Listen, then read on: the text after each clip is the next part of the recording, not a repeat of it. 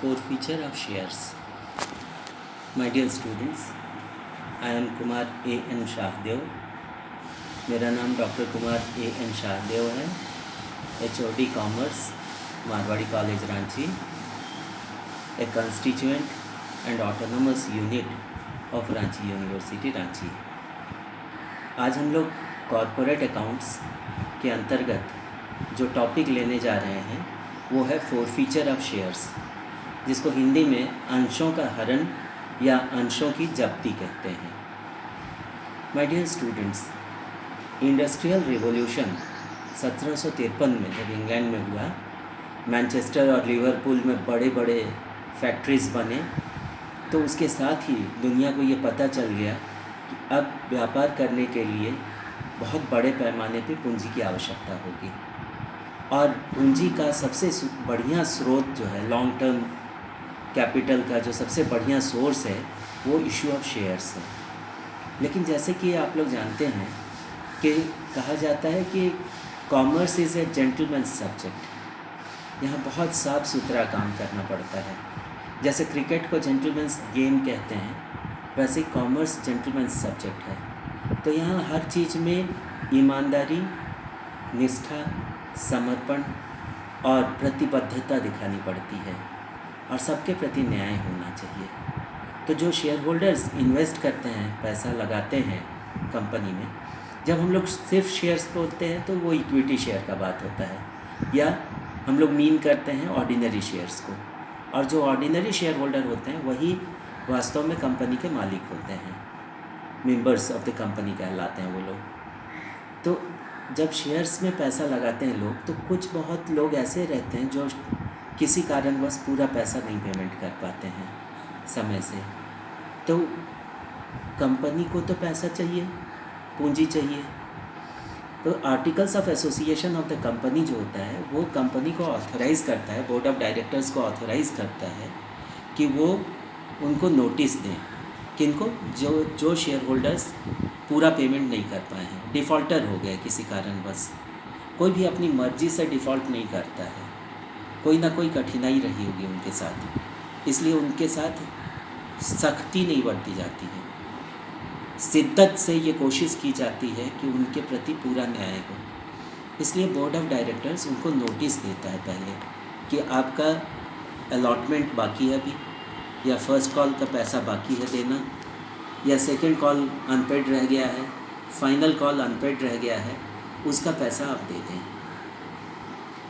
और अगर वो उसके बाद भी नहीं दे पाते, एक रीज़नेबल टाइम उनको दिया जाता है इन्वेस्टर्स को, जो डिफ़ॉल्टर हो गए हैं किसी कारणवश, जिनका कोई अनपेड रह गया है, कोई हिस्सा शेयर्स का पेमेंट नहीं हो पाया, फुल्ली पेमेंट नहीं हो पाया है, उनको एक बार रीज़नेबल टाइम ग्रांट किया जाता है कि आप इतने के अंतर्गत इस पैसे को दे दें, बचा हुआ पैसा आप पेमेंट करते हैं कंपनी को, ताकि आपका वो मेंबरशिप बना रहे, शेयर होल्डर आप बने रहें कंपनी के। अगर फिर भी वो नहीं दे पाते हैं तो कंपनी लॉ के अंतर्गत उनके अंशों का हरण होता है या अंशों की जब्ती हो जाती है, जिसको कि फोरफीचर ऑफ शेयर्स कहते हैं। यानी उस पैसे को फोरफिट कर लेना, उस पैसे को सीज़ कर लेना जो इन्वेस्टर्स ने एक पर्टिकुलर शेयर के लिए दिया है। तो इसी को फोरफीचर ऑफ शेयर्स कहा जाता है। अब हम लोग इसको थोड़ा सा किताब के लैंग्वेज में आते हैं। The term forfeit means taking away of a thing or property on breach of a condition or default. Breach of a condition, शर्त को पूरा नहीं कर पाना। बाकी सारे इन्वेस्टर दिए और कोई अगर नहीं दे पाया तो उसके तरफ से ब्रीच ऑफ कॉन्ट्रैक्ट हुआ, ब्रीच ऑफ कंडीशन हुआ, और वो डिफ़ॉल्टर माना जाएगा। A shareholder is liable to pay all the calls made by the company within the stipulated time. एक सर्टेन टाइम फ्रेम के अंतर्गत सभी शेयर होल्डर्स को अपने पैसे को दे देना पड़ता है कंपनी को, जो उनका पार्ट बचा हुआ है उनके पास। If one or more shareholders fail to pay allotment and or calls on the due date, they are said to be in default. अगर वो ड्यू डेट में नहीं पेमेंट कर पाते हैं तो उनको डिफ़ॉल्ट में माना जाता है, उनके तरफ से ये कमी मानी जाती है। In such a situation, the company may serve notice to such shareholders or shareholders to make payment within a given time. If after a reasonable and stipulated time the amount due are not received, such shares may be forfeited. To forfeit a share means to cancel the allotment to defaulting shareholders. Thus, forfeiture of shares means compulsory termination of membership. जब forfeit कर लिया जाता है share किसी का, तो वो फिर शेयर होल्डर नहीं रह जाता है कंपनी का, वो व्यक्ति मेंबर नहीं रह जाता है कंपनी का. It also helps the forfeiture of the amount already paid by the defaulting shareholders. The directors are usually empowered by the Articles of Association to forfeit by serving proper notice to defaulting shareholders. Hence, in simple words, to forfeit a share means to cancel the allotment of defaulting shareholders.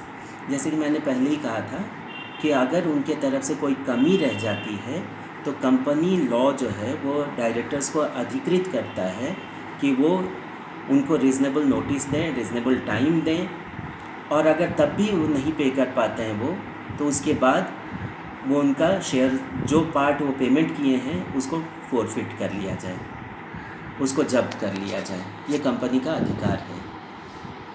अब हम लोग लेकिन कहते हैं कि company सबसे democratic form of business organisation है, इसलिए ये ज़रूर है कि उनको नोटिस मिलना चाहिए, प्रॉपर सर्व होना चाहिए समय से, और काफ़ी समय दिया जाना चाहिए ताकि वो तैयार होकर पेमेंट कर सकें. उनको जस्टिस महसूस होना चाहिए, न्याय मिल रहा है ऐसा महसूस होना चाहिए, क्योंकि ये पैसे का मामला है. अब हम लोग आते हैं अकाउंटिंग साइड में. फोरफीचर ऑफ शेयर्स यहाँ दिखाओ. Forfeiture of shares issued at par या face value. If the shares are issued at par and forfeited due to non-payment of allotment or call, the following entry would be passed. पहला है share capital account DR. हम लोगों ने देखा है कि जब पैसा आता है तो उसको हम लोग कन्वर्ट कर देते हैं शेयर कैपिटल में. तो चाहे अलॉटमेंट का पैसा हो, फर्स्ट कॉल का हो, सेकेंड कॉल का हो, फाइनल कॉल का हो, हमें से शेयर कैपिटल क्रेडिट होता है, या एप्लीकेशन का ही पैसा क्यों ना हो, शेयर कैपिटल हमें इससे क्रेडिट होता है. लेकिन जब फोरफिट का कंडीशन हो तब शेयर कैपिटल को डेबिट किया जाता है. तो इस एंट्री में पहले हम लोग करेंगे share capital account DR, bracket में दिखा रहे हैं number of shares forfeited into amount called per share to forfeited shares account. यहाँ पे होगा ब्रैकेट में with the amount already received by the company. जो कंपनी ने रिसीव किया उसी को तो वो जब्त करेगा ना, उसी को वो हरण कर सकता है, उसी को फोरफिट कर सकता है या उसको सीज़ कर सकता है. और किस लिए सीज़ हो रहा है वो यहाँ दिखाया जाता है, टू शेयर अलॉटमेंट अकाउंट और अनपेड कॉल्स अकाउंट, कि ये डिफ़ॉल्ट रहा इसके चलते ये फोरफिट करना पड़ा. ब्रैकेट है with the amount not received on allotment और कॉल्स. नरेशन होगा बीइंग इतना number of shares forfeited for non payment of shares allotment and calls money. यहाँ एक बात ध्यान देने की है, if the unpaid calls have been transferred to calls in arrear account, then calls in arrear account will be credited in place of share allotment और share call account, क्योंकि पहले इसको हम लोग कॉल्स इन एरियर में डाल चुके हैं.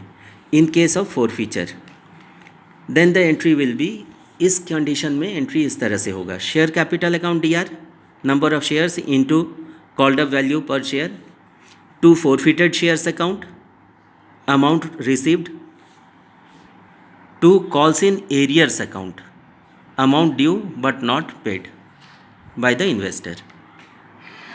सेकेंड केस में आते हैं हम लोग B, forfeited share forfeiture of shares in case of shares issued at premium.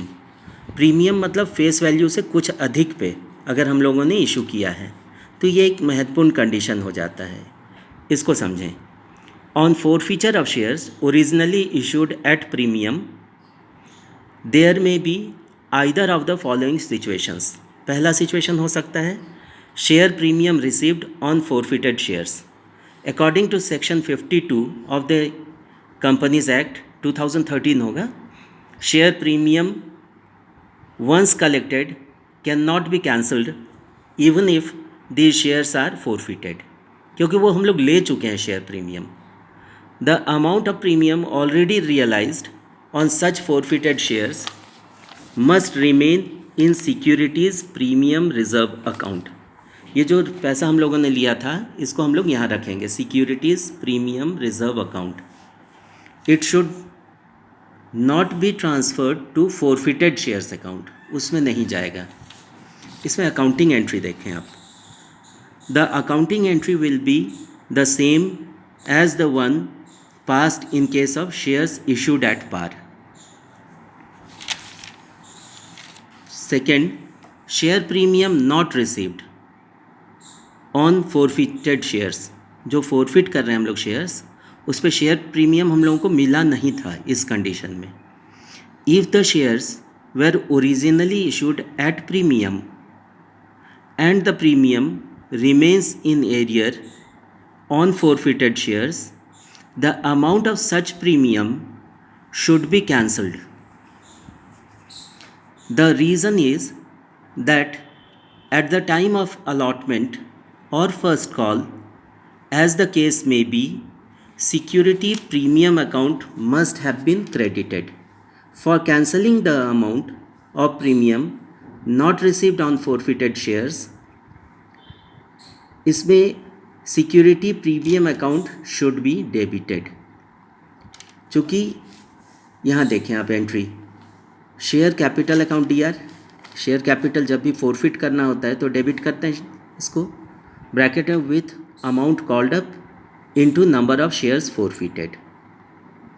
अब इसी तरह सिक्योरिटीज़ प्रीमियम को भी यहाँ डेबिट करना होगा, securities premium reserve account DR with amount of shares premium remaining unpaid on forfeited shares, क्योंकि अभी मिला नहीं था ये हम लोगों को, इसलिए इसको डेबिट कर देंगे टू फोरफिटेड शेयर्स अकाउंट, ये जो मिल चुका है, with the amount already received by the company to securities to forfeited shares account के बाद जिसमें ड्यू था उसको दिखाएंगे, जिस स्टेज में ड्यू रहा है, to share allotment account with the amount unpaid और on allotment including share premium, चूँकि नॉर्मली इसी स्टेज में शेयर प्रीमियम आता है।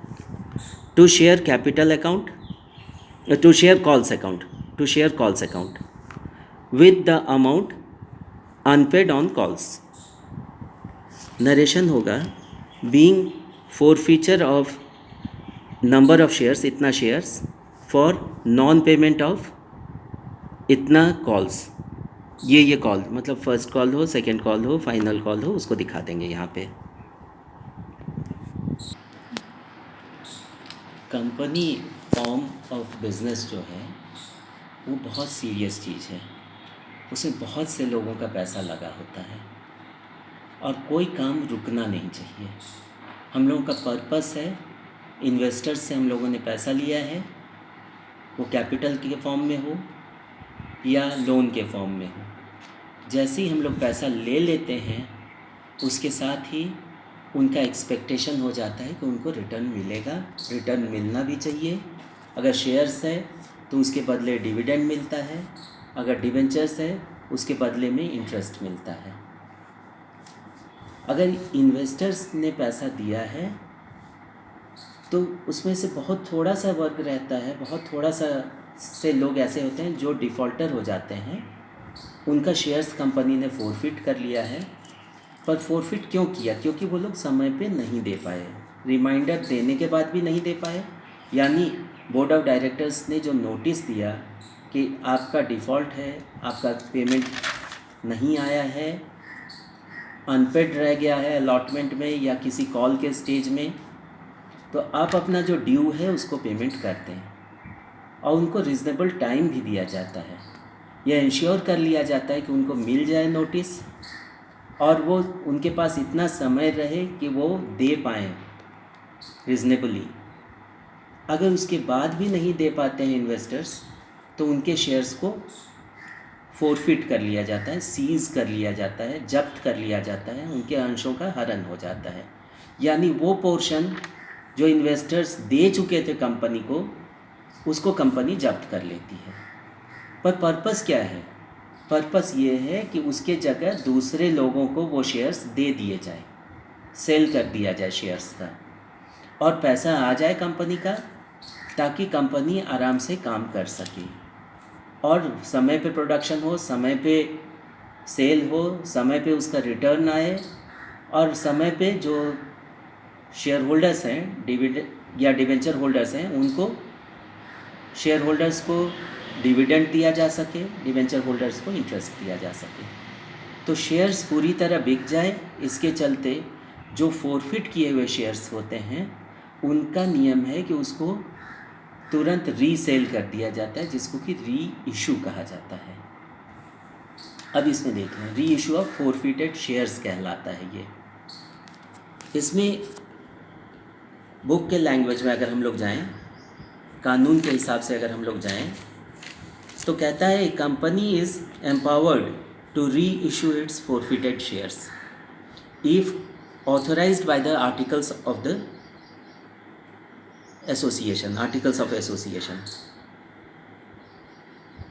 The table F provides that a forfeited share may be sold or otherwise disposed of. Table F ये provide करता है, disposed of on such terms and in such manner as the board of directors thinks fit. जो सबसे reasonable वे हो उससे इसको dispose of कर दिया जाता है या सेल कर दिया जाता है। किसको? जो फोरफिटेड शेयर्स होते हैं उनको री इशू कर दिया जाता है। Hence forfeited shares may be issued at पार, चाहे पार में हो, चाहे प्रीमियम में हो या डिस्काउंट में हो। Hence forfeited shares may be issued at par, at premium और एट डिस्काउंट। जैसा सिचुएशन रहे वैसा बोर्ड ऑफ डायरेक्टर्स डिसीज़न लेते हैं। पर यह है कि कंपनी के डिसीज़न में ट्रांसपेरेंसी होना चाहिए, क्योंकि ये बहुत से लोगों को लेके चलता है और बिज़नेस का नियम है, अकाउंटेंसी का नियम है, गुडविल सबसे महत्वपूर्ण चीज़ है। गुडविल यानी ख्याति, शाख, प्रसिद्धि, शोहरत, और ये होता है विश्वसनीयता से।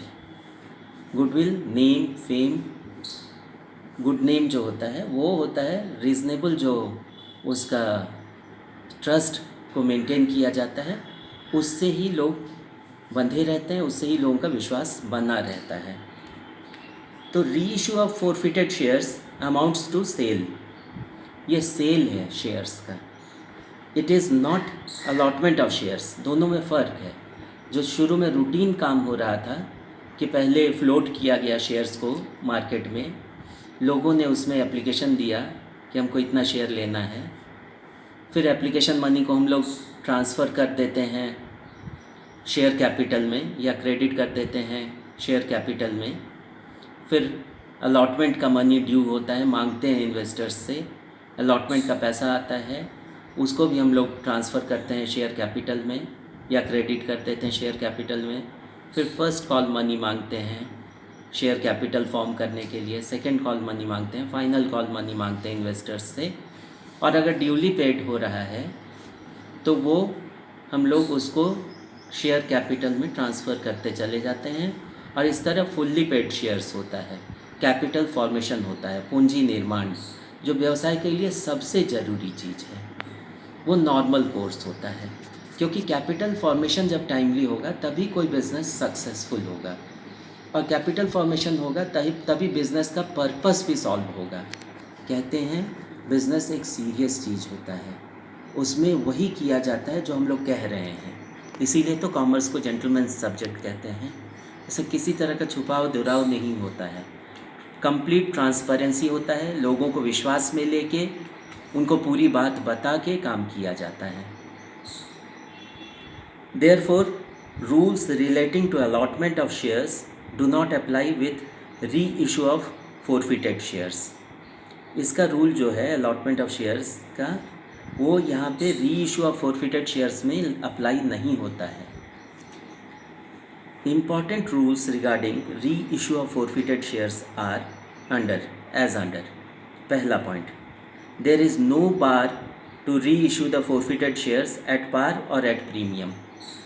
कंपनी लॉ के हिसाब से इंडियन कंपनीज एक्ट 2013 हो या इसके पहले जो हम लोग पढ़ाते थे इंडियन कंपनीज एक्ट 1956, उसमें भी ये कोई बार नहीं था कि री इशू कैसे किया जाए, एट पार करें, एट प्रीमियम करें। पर्पस ये होता है पैसा आना चाहिए कंपनी का, काम में रुकावट नहीं होना चाहिए, क्योंकि कंपनी में बहुत से लोगों का इंटरेस्ट होता है और वो लोग विश्वास करके पैसा देते हैं, अपना हार्ड अर्न मनी देते हैं कंपनी को कि कंपनी बेस्ट डिसीज़न लेगी, जो पॉसिबल हो सबसे अच्छा उस कंडीशन में वो डिसीज़न लेके एकदम प्रॉपर बिजनेस करके उनको ईमानदारी से उनका डिविडेंड पे करेगी, timely, regularly, definitely.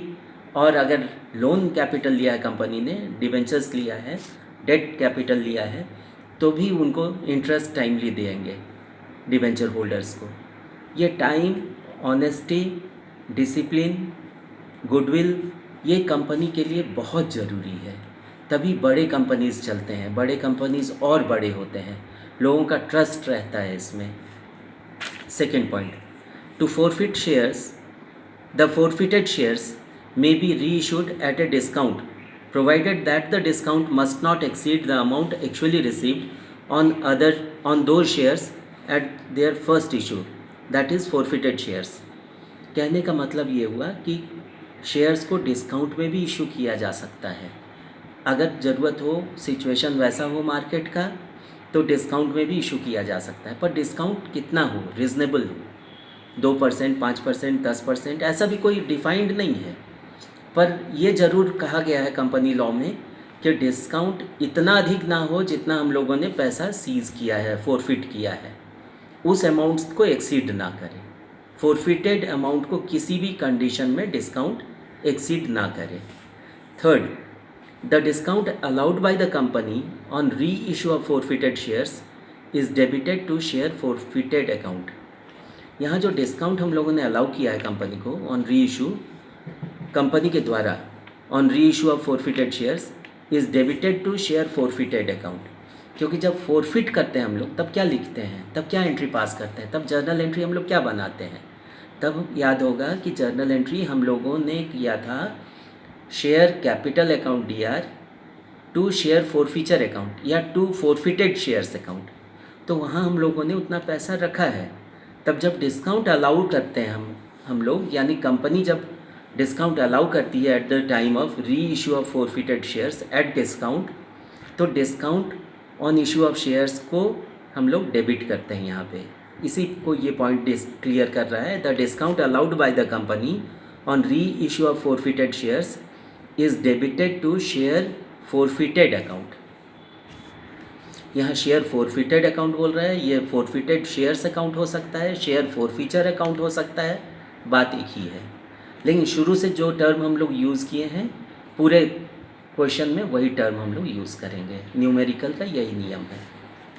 Fourth point, after री issue of forfeited shares the balance left in the share forfeited account is transferred as capital profit and is transferred to capital reserve account. अगर forfeited shares में पैसा बच गया है तो ये company के लिए प्रॉफिट होता है, और ये एक ही बार होता है, इसलिए इसको कैपिटल प्रॉफिट कहा जाता है, और इसको हम लोग ट्रांसफ़र करते हैं या क्रेडिट करते हैं कैपिटल रिजर्व अकाउंट में। अकाउंटिंग ट्रीटमेंट क्या होता है इसका? अकाउंटिंग ट्रीटमेंट ऑन री इशू ऑफ फोरफिटेड शेयर्स, इसको देख लें। री इशू ऑफ फोरफिटेड शेयर्स में पहला कंडीशन होता है, if forfeited shares are reissued at par, यानी एट फेस वैल्यू। तो इसमें होगा bank account DR with the amount actually received to share capital account. Bank account DR पैसा आया, किस हेड में आया? शेयर कैपिटल के हेड में। बीइंग इशू ऑफ इतना शेयर्स, यहाँ नंबर ऑफ शेयर्स होगा, forfeited shares at par, issue of इतना फोरफिटेड शेयर्स एट पार या at face value. Second condition होता है, if forfeited shares are reissued at premium. अधिमूल्य पर अगर मतलब फेस वैल्यू से अधिक मूल्य पर हम लोग अगर री इशू कर रहे हैं तब क्या होगा। बैंक अकाउंट टीआर पैसा तो आया, इसमें दोनों आएगा, शेयर कैपिटल का पैसा भी आएगा और प्रीमियम का भी पैसा आएगा, इसलिए bank account TR with the amount actually received to share capital account, इस हेड में जितना पैसा आया है ब्रैकेट में विथ नॉमिनल वैल्यू और paid up value by the investor to securities premium reserve account या to share premium reserve account with the amount of premium being issue of number of shares forfeited shares at premium। और तीसरा condition जो है, जैसा कि हम लोग जानते हैं कि एट पार होता है, एट प्रीमियम होता है, या अगर सिचुएशन उतना अच्छा नहीं रहे तो एट डिस्काउंट होता है। तो थर्ड कंडीशन वही है, if forfeited shares are reissued at discount. यहाँ एक बात ध्यान रखें स्टूडेंट्स, पहले the discount allowed will be debited to forfeited shares account, क्योंकि जब हम लोग ये करते हैं, शेयर्स को फोरफिट करते हैं, तो जर्नल एंट्री पास करते हैं share capital account TR to forfeited shares account to calls in arrears account. तो जब फोरफिटेड शेयर्स को वहाँ क्रेडिट में रखे हैं तो यहाँ पे उसको डेबिट में लाएंगे, इसी को ये बोल रहा है the discount allowed will be debited to forfeited shares account. कितना रकम, उतने ही जितना डिस्काउंट हम लोगों ने अलाउ किया है। तो यहाँ होगा entry bank account DR with the amount received by the company, forfeited shares account DR with the amount allowed as discount to share capital account with paid up value being issue of number of shares forfeited at the rate of rupees इतना पर share. My dear students, यहाँ पे आपको एक बात ध्यान में रखना है, प्रॉफिट ऑन री इशू ऑफ फोरफिटेड शेयर्स, इसमें होगा forfeited shares account DR to capital reserve account. मान लीजिए कि आपने 80 रुपया फोरफिट किया था, 80 रुपया फोरफिट किया था, और इसमें से आप डिस्काउंट दे दिए 20 रुपया, तो 60 रुपया जो बचा ये क्या होगा, ये तो रह गया है अभी, ये आपका कैपिटल रिजर्व हो गया, और ये एक ही बार मिलता है, इसलिए इसको कैपिटल प्रॉफिट कहा जाता है। इसका नरेशन, तो ये एंट्री हम लोगों ने किया forfeited shares account DR to capital reserve account being profit on री issue of forfeited shares transferred या credited to capital reserve account, ये कैपिटल रिजर्व में रखा जाता है। और इसको जब बैलेंस शीट हम लोग प्रिपेयर करते हैं तो वहाँ पे सबसे पहले तो कैपिटल को लेंगे हम लोग, और उसके बाद कैपिटल रिजर्व को दिखाते हैं, रिजर्व्स एंड फंड्स में कैपिटल रिजर्व के रूप में उसको रखते रहते हैं बैलेंस शीट में लाइबिलिटी साइड में। So my dear students, this is your forfeiture and reissue of shares. Thank you.